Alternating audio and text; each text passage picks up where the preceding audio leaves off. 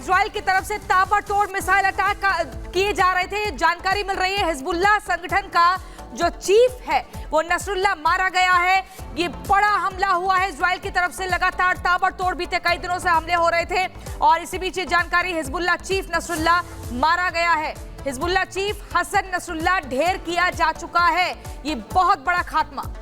तो बड़ी खबर आपको बता रहे हैं, देखिए किस तरीके से ये ऑपरेशन लगातार चलाया गया। इजराइल लगातार हमले कर रहा था। बेरूत में इजराइल की सेना ने मिसाइलें दागी और बीते शुक्रवार को किस तरीके से भीषण हमला, ये माना जा रहा है सबसे भीषण हमला ये इजराइल की तरफ से किया गया, जिसमें ये बड़ी खबर आ रही है हिजबुल्लाह चीफ नसरुल्लाह जिसे मारा गया है। इससे पहले जितने भी इसके कमांडर थे और नंबर 2 जो था उसको भी यहाँ पर ढेर किया गया था और अब हिजबुल्लाह का चीफ भी मारा गया है। आपको बता दें हिजबुल्लाह के हेडक्वार्टर को निशाना बनाया गया इजराइल की तरफ से। आईडीएफ के मिसाइल हमले में कई इमारतें भी ध्वस्त हुई, कई लोगों की मौत हुई है और 90 से ज्यादा लोग घायल बताए जा रहे हैं। लेकिन अब देखिए किस तरीके से पूरी दुनिया को नहीं डरा पाएगा हिजबुल्लाह का चीफ नसरुल्लाह जो मारा गया है। ये बड़ी जानकारी आपको दे रहे हैं। देखिए ये जो नसरुल्लाह है ढेर किया जा चुका है। के सिन्हा डिफेंस एक्सपर्ट हमारे साथ फोन लाइन पर जुड़ गए। सर, जिस तरीके से ये बड़ी एक इजराइल को कामयाबी मिली है, दुनिया को अब नहीं डरा पाएगा नसरुल्लाह, आईडीएफ की तरफ से बयान दिया गया है, ये हिजबुल्लाह चीफ नसरुल्लाह मारा गया है, क्या कुछ इसके मायने? जय हिंद। देखिए वेस्ट एशिया के अंदर में जिस तरह से ये हूती, हमास और हिजबुल्लाह का चल रहा था और ये पूरी चीजें पूरी दुनिया के लिए एक बहुत बड़ा आतंकवादी खतरा की तरह उभर रहा था और जिस तरह से चीजें लास्ट 1 साल से चल रही हैं, तो ये इसके पहले इस्माइल हानिया, क्योंकि वो एक टेररिस्ट ऑर्गेनाइजेशन हमास का लीडर था, इसके बाद नसरुल्लाह का मारा जाना एक बहुत बड़ी कामयाबी है, मैं मानता हूँ दुनिया के लिए, क्योंकि ये सारे नॉन स्टेट एक्टर्स हैं, टेररिस्ट ऑर्गेनाइजेशन के हेड हैं, जो कि दुनिया की पूरी परिस्थितियों को बदल सकते हैं। तो जियो स्ट्रेटेजिकली आप देखिएगा वेस्ट एशिया में ये जो कार्रवाई इजराइल ने की है और बहुत ही उनका इसके ऊपर में बलिदान रहा है 7 अक्टूबर पिछले साल के बाद से आज तक के लिए, तो वो बहुत बड़ा एक जियो स्ट्रेटेजिक चेंजेस हैं और आप देखिएगा पूरे वेस्ट एशिया में ये चीजें बदलती हुई दिखाई देंगी।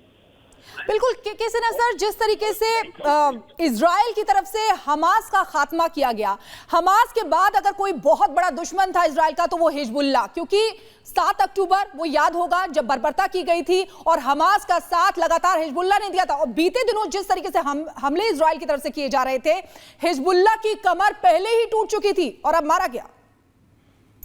एब्सोल्युटली ठीक बता रही हैं। देखिए हिजबुल्लाह को लोगों ने एक नैरेटिव पैदा करके पूरे, और उसमें पूरे वही लोग हैं जो इसको दिखाना चाहते हैं कि ये फतेह नहीं हो सकती, इनका आप कर नहीं सकते कुछ, ये जो भी मन चाहेगा वो चीजें करेंगी।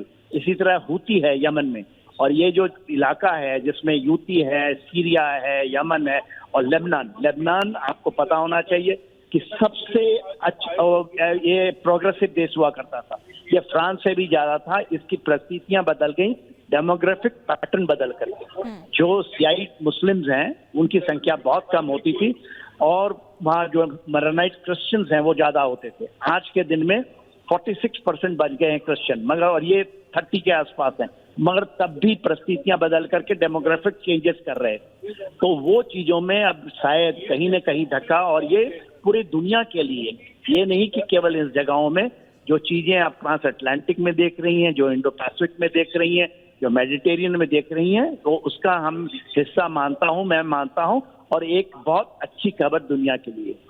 बिल्कुल, आप कह रहे हैं कि दुनिया के लिए अच्छी खबर है के सिन्हा सर, लेकिन ये समझना चाहेंगे कि अगर लेबनान का भी आप जिक्र कर रहे थे, वहां तो लगातार इजराइल की तरफ से पिछले 10 दिनों में कई बार हमले हुए, अलग अलग तरीके से हुए, पैटर्न अलग थे, लेकिन अब जब ये नसरुल्लाह का जब खात्मा हो चुका है तो क्या नैरेटिव यहां से सेट हुआ है? क्या ये माने कि जो 3rd वर्ल्ड वॉर की एक आशंका व्यक्त की जा रही थी अब उस पर फुल स्टॉप लग चुका है? देखिए फुल स्टॉप तो नहीं कहेंगे, क्योंकि अब टोटल डिपेंड करता है कि ईरान क्या करता है। मेरे ख्याल से वो कुछ नहीं करेगा, क्योंकि उसकी कैपेबिलिटी नहीं है। जैसे ग्रेविटेशन है साउथ आप मेडिटेरियन के आसपास में, यूनाइटेड स्टेट्स के 1/3 नेवल फोर्सेस लगी हुई है। पहले 40,000 उसके ट्रुप्स होते थे, अभी उसको बढ़ा करके उन्होंने 50,000 कर दिया है। ये जो हैं बोलते नहीं हैं मगर चीजें हो रही हैं। अब है ईरान को आप किस तरह से लाइन पे लाते हैं। ईरान के अंदर में भी बदलाव की बयार भर रही, वहां पर भी हवा चल रही है, क्योंकि जो वहां का सुप्रीम अयतुल्ला खुमैनी है उनके दिन भी चंद हैं। और जो कल बयान आया है और वो भी यूनाइटेड नेशन जनरल असेंबली के अंदर में जो नेतन्याहू साहब कह रहे थे कि हमारी लंबी हाथ कहीं भी पहुंच सकती है, तो एक बहुत बड़ा है। देखिए आज जो इजराइल कर रहा है 7 अक्टूबर के बाद, वो एक टेररिस्ट के खिलाफ, 3 टेररिस्ट के खिलाफ अकेला लड़ रहा है।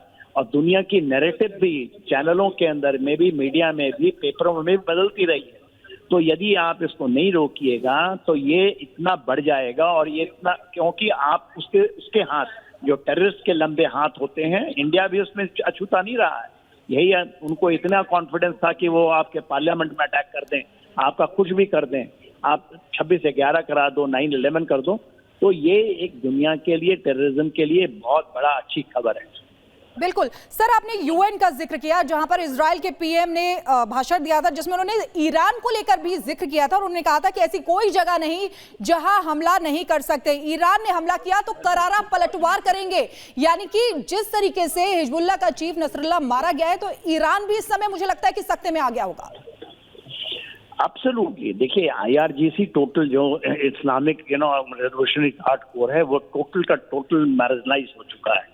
और उसके अयतुल्ला जब उन्होंने मारा था कासिम सुलेमानी को 2000 में, उसके बाद उनके टॉप लीडर्स जो इस इलाके में, सीरिया और लेबनान के अंदर में जो कर रहे थे, दमास्कस का आपको जो बम्बार्डमेंट किया था, इन्होंने मारा था 1 अप्रैल 2024 में। उसके बाद जो चीजें हुई थी, उनके टॉप IRGC कमांडर के, उसमें आप बहुत ज्यादा संख्या में IRGC कमांडर जो कि ईरान मानता है कि उनका बहुत बड़ा फोर्स है, वो कंप्रोमाइज है। इसीलिए इस्माइल हानिया मारा गया है वहाँ। तो और क्योंकि कंप्रोमाइज इसलिए है कि वो भी तंग है। आप जब भी, और अयतुल्ला खुमैनी बहुत एजेड हो चुके हैं, ईरान के लोग भी परेशान हैं और ईरान के से भी खबरें नहीं आ रही हैं। वो नहीं चाहते हैं कि इस तरह की जो उनकी छवि बनी ईरान की, वो छवि बने। और इसलिए देखिए उनके प्रेसिडेंट भी जो आए हैं, तो वो भी आपके मॉडरेट साइड में हैं। भले ही वो आज कुछ कह लें, मगर धीरे धीरे परिस्थितियां बदलेंगी। हिजबुल्लाह का खत्म होना, हमास का खत्म होना, हूती का खत्म होना, एक बहुत मैं अच्छा मानता हूँ। बहुत बहुत शुक्रिया मेजर जनरल के सिन्हा सर, हमारे साथ जुड़ने के लिए, महत्वपूर्ण जानकारी देने के लिए। इसी बीच अपने दर्शकों को वो बिल्डिंग में हम दिखा दें जिसमें नसरुल्लाह छिपा हुआ था। हमास, हिजबुल्लाह और हूती का जो खात्मा हुआ है, ये दुनिया में एक बड़ा संदेश गया है और यहां से इजराइल का कद ऊंचा हुआ है। और ईरान जो लगातार डरा रहा था, इजराइल